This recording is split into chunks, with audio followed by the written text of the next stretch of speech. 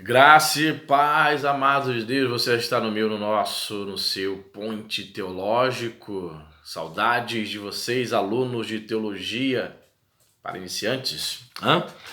Então, hoje é a 20ª aula, estamos estudando o nosso querido Mayan Pillman, ok? Esse livro aqui que é fantástico, estou lendo ele com vocês agora, sim, estudando com vocês, é a terceira vez que eu leio esse livro, muito me abençoou. É um livro como se fosse um livro de teologia sistemática, bem resumida, para iniciantes mesmo. Excelente livro, por sinal, conservador, né? Ortodoxo, arminiano. E estamos aí estudando, ok? Eu estou na página 79, você que tem aí esse livro, pega o seu livrinho aí. Estou na página 79, lá no último parágrafo, estamos falando, né? Seguimos falando aí sobre Santíssima Trindade. Então estou na parte onde ele vai falar sobre a doutrina provada.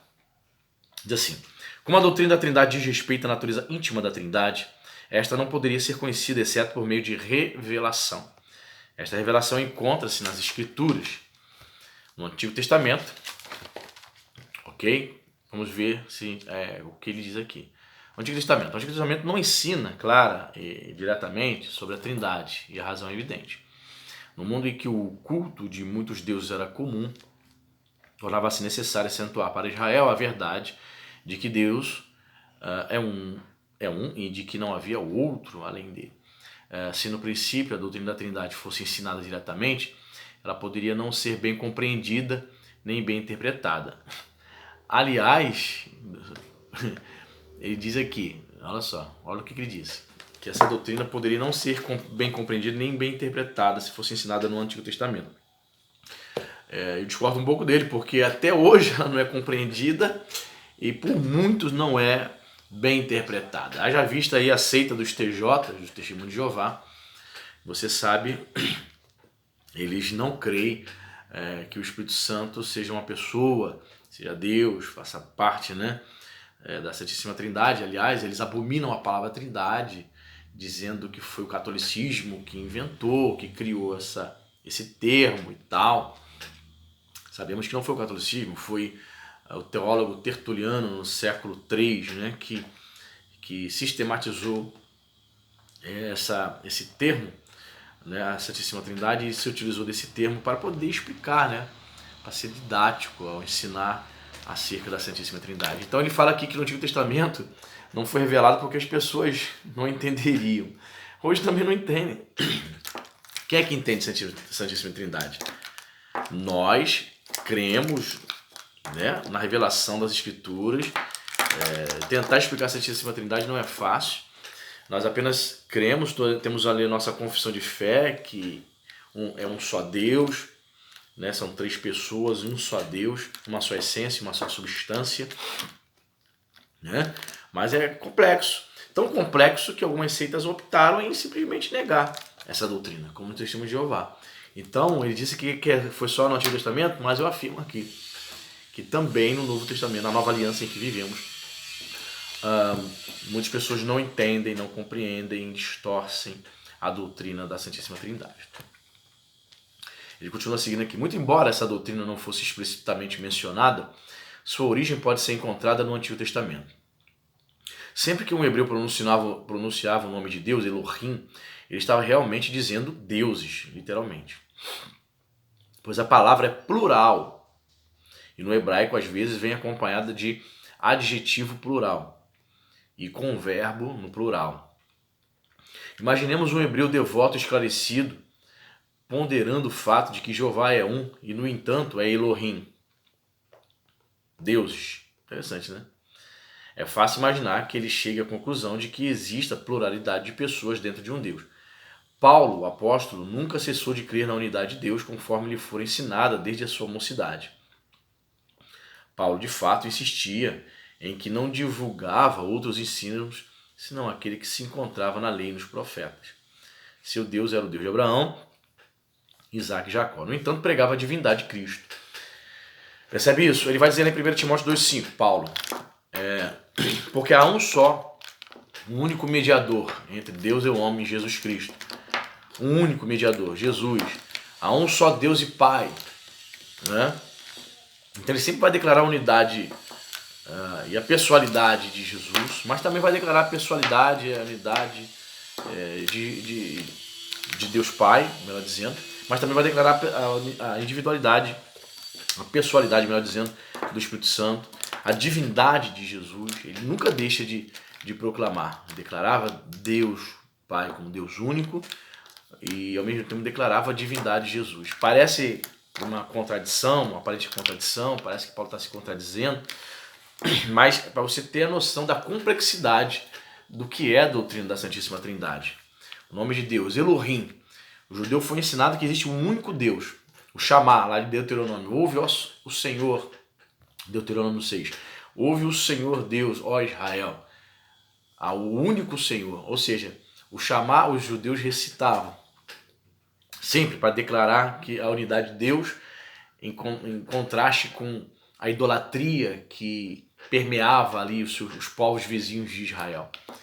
Então, note bem, sempre o judeu aprendeu a destacar a unidade de Deus, mas ao mesmo tempo a Bíblia revela um dos nomes de Deus, Elohim, deuses, né?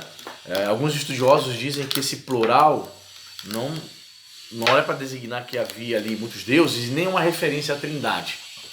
Alguns estudiosos dizem que é o chamado plural majestático, deuses, para destacar a majestade de Deus.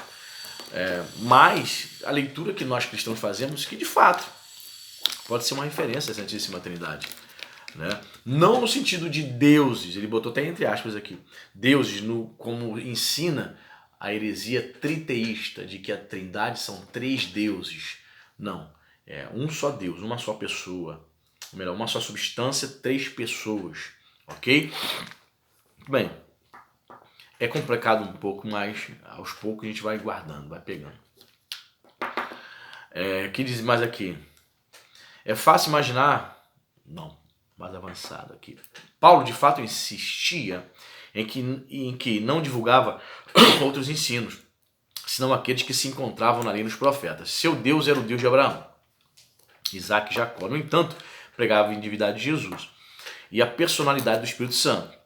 Incluiu as 3 pessoas na bênção apostólica, lá em 2 Coríntios 13, 14. Você está com a Bíblia aí? Vamos ler rapidamente aqui, 2 Coríntios 13, 14, na bênção apostólica. Você vai ver na prática aqui que ele inclui, estou com a minha Bíblia aqui, que ele inclui a Santíssima Trindade na bênção apostólica. 2 Coríntios 13, 14, 13, 14? 13, 13, gente. Está digitado errado aqui no livro. 13, 13. 2 Coríntios 13, 13. Diz assim: a graça do Senhor Jesus Cristo e o amor de Deus e a comunhão do Espírito Santo sejam com todos vós. Ou seja, ele inclui aqui na Santíssima Trindade, ou melhor, na bênção apostólica, na bênção apostólica, as 3 pessoas da Santíssima Trindade. Quer ver outro?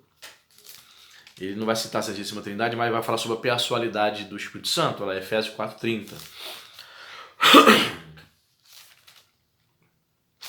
Ele fala aqui no Efésios 4:30. E não entristeçais o Espírito de Deus, no qual fostes selados para o dia da redenção. Não entristeçam o Espírito Santo. Eu costumo pregar, toda vez que eu prego esse versículo para a igreja, eu costumo dizer, você não pode entristecer esse piloto aqui, você não pode entristecer esse apagador, esse objeto, você não pode entristecer esse livro aqui, não tem como. Se você entristece uma pessoa tem sentimentos. Então veja bem, Paulo está dizendo, não entristeçais o Espírito Santo de Deus. Então nós vemos aqui o Espírito Santo dotado de sentimentos, é uma pessoa, né? E mais um livro aqui, todos os membros da Trindade são mencionados no Antigo Testamento. O Pai, o Filho de Jeová, ou Yahvé, o Messias é descrito com títulos divinos. Lá em Isaías capítulo 9, versículo 6. Você lembra? Jesus, né, o Messias, o Senhor Jesus como Messias, é referido ali como Pai da eternidade. O que significa Pai da eternidade? Isaías está profetizando, está dizendo e declarando que o Messias é eterno, é divino. maravilhoso conselheiro, né? Deus forte, meu Deus do céu, príncipe da paz. Então começamos a analisar por todos esses títulos que o profeta Isaías, inspirado pelo Espírito de Deus, declarava a divindade do Messias. Quem é o Messias? Jesus. Então Jesus é Deus, Deus forte, príncipe da paz, maravilhoso conselheiro. Sobre os seus ombros está todo o governo, ou seja, está todo o principado. Ou seja, falando do que o Messias iria governar como rei. Então, encontramos no Antigo Testamento títulos que se referem à divindade do Filho. Que mais?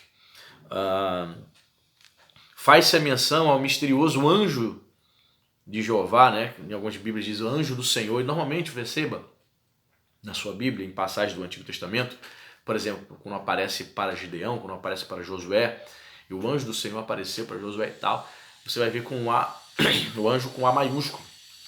Por quê? Porque a equipe de tradução das Escrituras Sagradas entendeu que esse anjo do Senhor não era um anjo comum. Estudiosos acreditam, e eu também, que esse anjo do Senhor é o próprio Messias, o próprio Cristo pré-encarnado, antes da reencarnação, a segunda pessoa da Santíssima Trindade. Por quê? Porque este anjo do Senhor, você vai ver os personagens bíblicos obedecendo, adorando, tratando como se fosse, se prostrando como fosse o próprio Deus. Se fosse um anjo comum, o anjo comum não aceitaria a adoração. Anjos comuns nas Escrituras não receberam, não aceitaram a adoração diante das pessoas que tentaram fazer isso, ok? Prenúncios da Trindade vê-se na tríplice bênção de Números capítulo 6, 24 a 26 e na tríplice doxologia de Isaías 6.3. Vamos conferir isso? Vamos ver aqui Isaías 6.3. Tríplice doxologia de Isaías 6.3.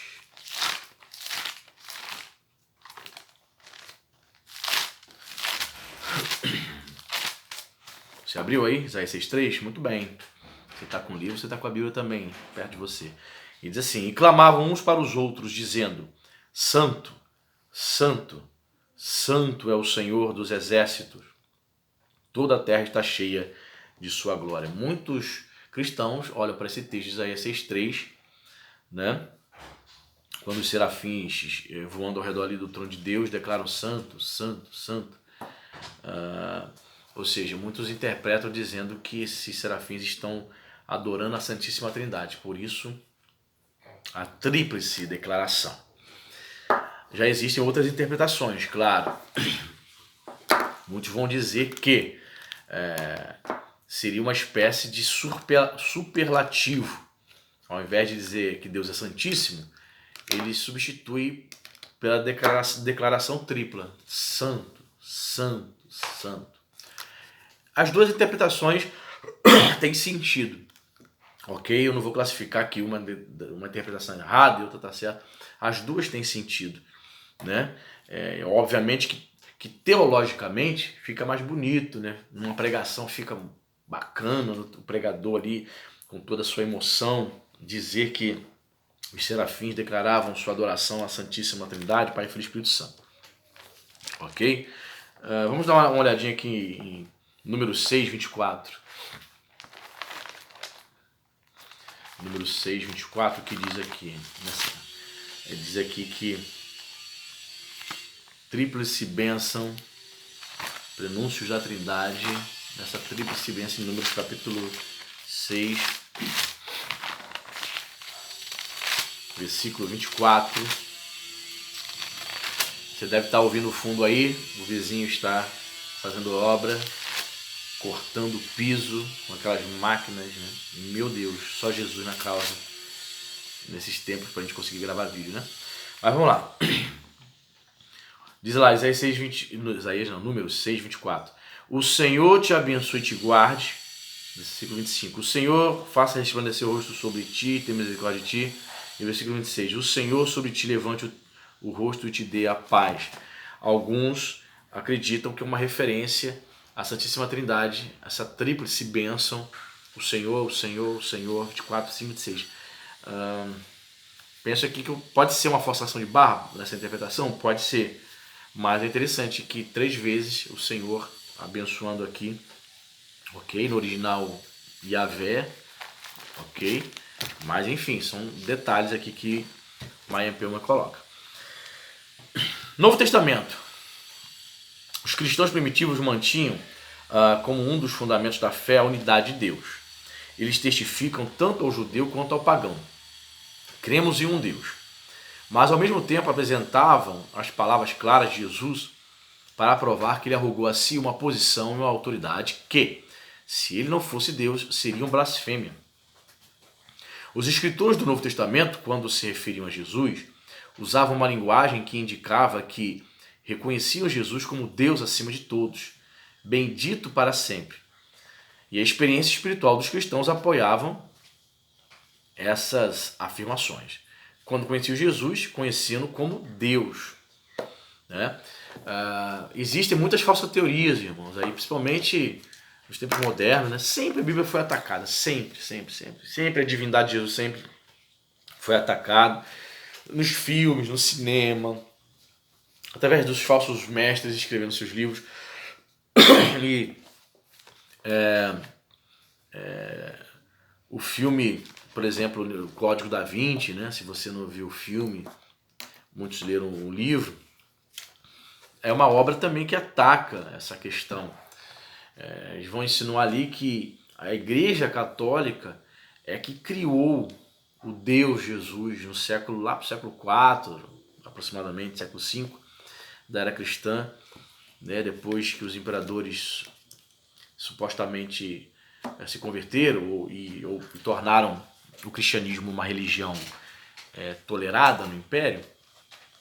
Então eles vão dizer que esse Jesus foi atacado, mas existe um documento que você pode de repente baixar na internet, eu não tenho esse livro, que é o chamado Didaquê, né? Ensino, né? Que é uma obra do século II, uma das obras mais antigas, pós-fechamento do cânon, pós-Bíblia, né? Que ali vai declarar claramente que Jesus já era adorado, sempre ele foi adorado. Há testemunhos de escritores pagãos falando, né, tentando falar mal dos cristãos, dizendo que eles se reuniam e adoravam o tal Jesus, esse Jesus que eles diziam que ter ressuscitado, adoravam ele como um Deus. Então, há testemunho interno, bíblico, e há testemunho externo de que Jesus sempre foi adorado pelos cristãos primitivos como um Deus. Então essa ideia de tentar desconstruir isso, por exemplo, quando o filme ou algum especialista declara que foi a Igreja Católica que inventou, que criou a adoração, que Jesus não era considerado Deus e nunca foi Deus, a tentativa é essa, de tentar anular as escrituras, de tentar desacreditar a Bíblia. Então a gente não acredita nesses especialistas, né? Principalmente, irmãos, em documentários, né? Discovery Channel, History Channel, essas TVs fechadas, tem esses canais de documentários. Geralmente os especialistas que aparecem ali são liberais, são incrédulos, não creem na palavra de Deus como palavra inerrante. Então a gente precisa tomar muito cuidado com o que a gente está ouvindo, né? E diz mais aqui: o mesmo se verifica em relação a Deus e ao Espírito Santo. Os cristãos primitivos criam que o Espírito Santo que habitava neles, ensinando-os, guiando-os, inspirando-os a andar em novidade de vida, não era meramente uma influência ou um sentimento, mas um ser que poderiam conhecer e com o qual suas almas poderiam ter comunhão verdadeira. E, ao examinar o Novo Testamento, descobriram que ali ele era descrito como um ser que tinha atributos de personalidade. Assim, a igreja primitiva defrontava-se com 2 fatores: que Deus é um e que o Pai é Deus, o Filho é Deus e o Espírito Santo é Deus. Esses 2 grandes fatos concernentes a Deus constituem a doutrina da Trindade. Deus Pai era para eles uma realidade. O Filho era para eles uma realidade e também o Espírito Santo era para eles uma realidade. Diante desses fatos, a única conclusão a que se podia chegar era a seguinte, que havia uma divindade, uma verdadeira, embora misteriosa, distinção de personalidades, distinção que se tornou manifesta na obra divina para redimir o homem. Várias passagens do Novo Testamento mencionam as três pessoas divinas. Vamos aqui fazer aqui dar uma pincelada? Vamos no Evangelho de João. Abra sua Bíblia em João 14:16. Menciona as três pessoas divinas. Vamos ver aqui as pessoas da Santíssima Trindade sendo mencionadas em João. Vamos lá, João 14. João 14. Isso, você está com a sua Bíblia, 14:16. Diz assim: E eu rogarei ao Pai, e Ele vos dará outro Consolador, a fim de que esteja para sempre convosco. Mencionando aqui as três pessoas divinas. Eu rogarei ao Pai, Jesus, ao Pai, para enviar o Consolador. Certo? 14:17. O Espírito da verdade que o mundo não pode receber, porque não vê nem o conhece. Vós o conheceis, porque Ele habita convosco e estará em vós. Versículo 26. Mas o Consolador, o Espírito Santo, a quem o Pai enviará em meu nome. Olha só, versículo 26. A Santíssima Trindade apareceu, não.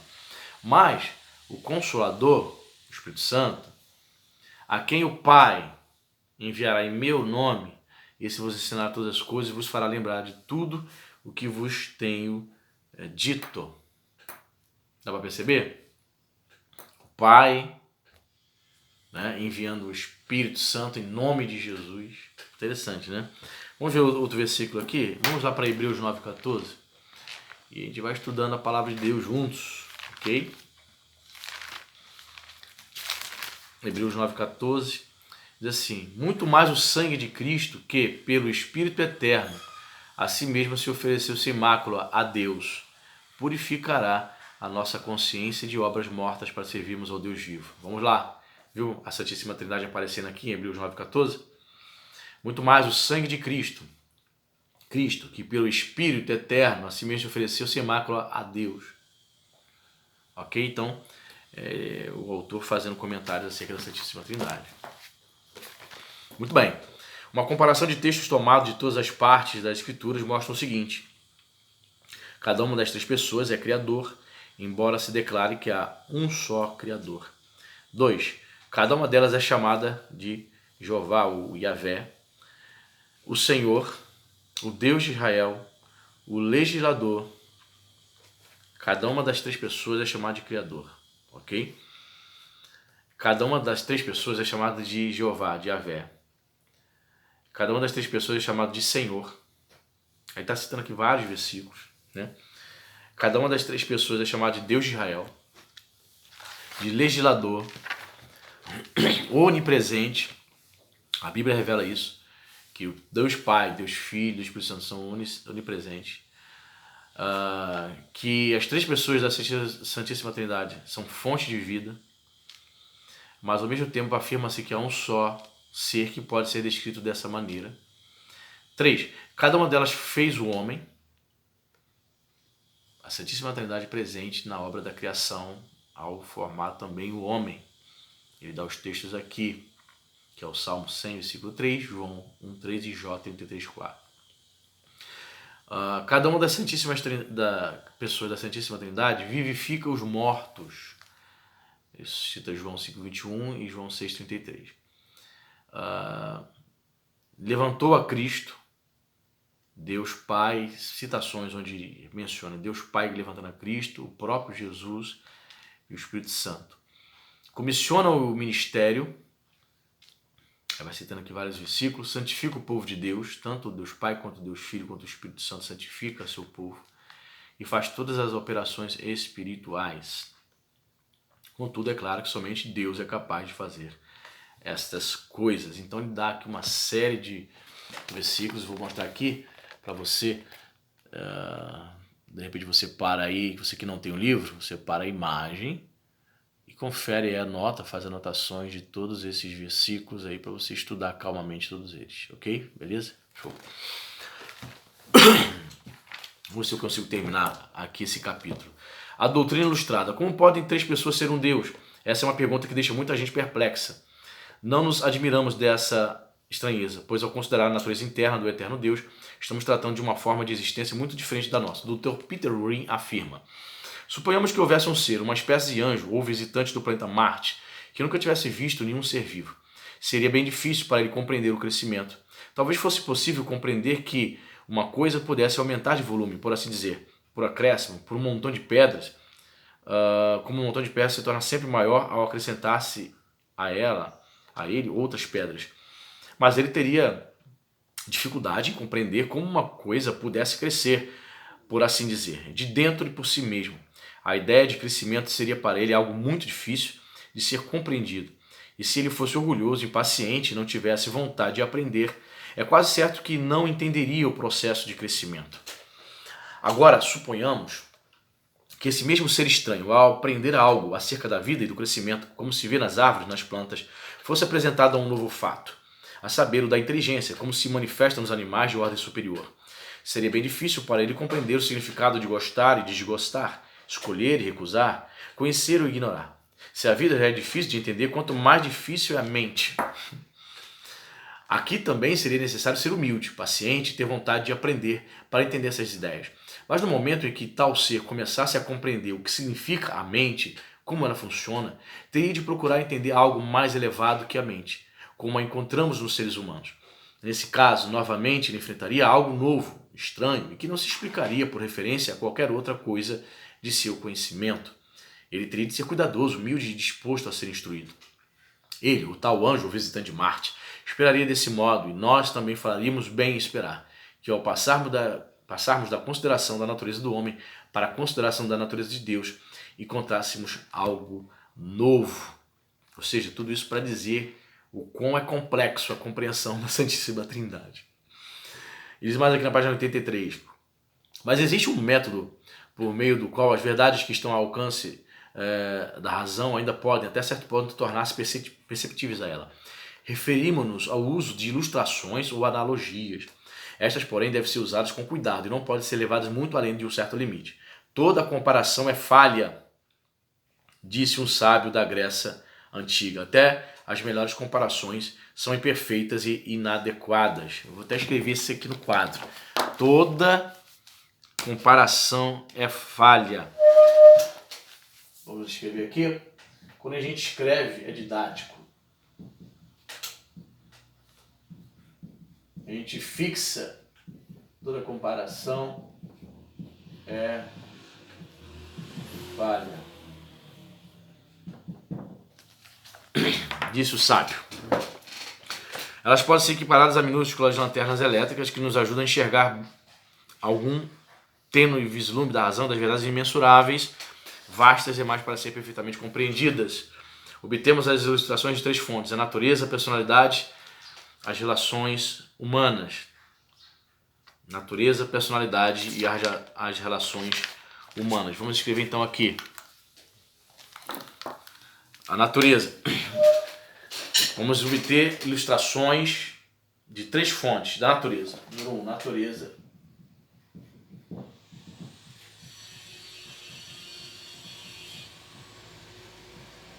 Natureza. São 3 fontes. Certo? Natureza proporciona muitas analogias. A água é uma, mas também é conhecida sob 3 formas: líquido, gelo e vapor. Uma analogia para poder, aí, através da natureza, tentar ensinar a Santíssima Trindade. 2. Há apenas uma eletricidade, mas no ônibus elétrico ela funciona sob a forma de movimento. Luz e calor. Movimento, luz e calor. 3. O Sol é um, mas se manifesta como luz, calor e fogo. 4. Quando São Patrício evangelizava os irlandeses, explicou a doutrina da Trindade usando o trevo como ilustração. 5. Todo raio de luz, conforme todos nós sabemos, realmente se compõe de 3 raios. Primeiro, o actínico, que é invisível. Segundo, o luminoso, que é visível. E terceiro, o calorífico, que produz calor, que se sente, mas não se vê. Quando esses três estão presentes, a luz. Quando a luz, temos a presença desses três. João, o apóstolo, disse: Deus é luz. Deus é Pai, é invisível. Ele tornou-se visível em seus filhos, em seu Filho, e opera no mundo por meio do Espírito, que é invisível, mas eficaz. 6. A sexta analogia da natureza. 3 velas num quarto darão uma só luz. O triângulo, 7. O triângulo tem 3 lados e 3 ângulos. Se retirarmos apenas um lado, deixa de ser triângulo. Onde há 3 ângulos, existe um triângulo. Segundo, forma de analogia. Primeira, natureza. Segunda é personalidade humana. Personalidade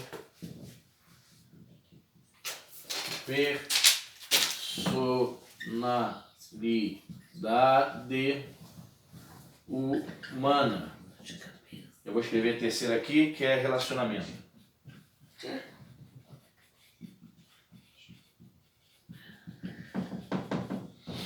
Ok?